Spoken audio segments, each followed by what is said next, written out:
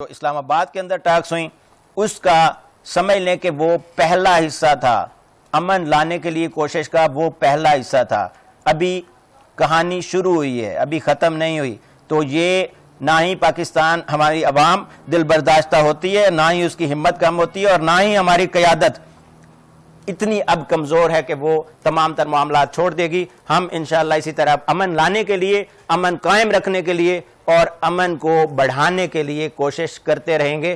باقی رہ گئی بات جن کو جلن ہوتی ہے، تکلیف ہوتی ہے، ان کو مزید جلن اور تکلیف ہوگی.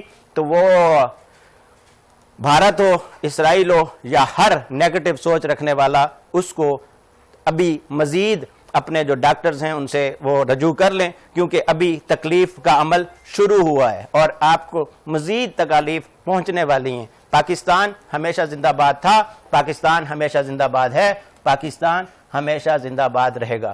جاوید غفاری کو اجازت دیجیے، اللہ کے حوالے.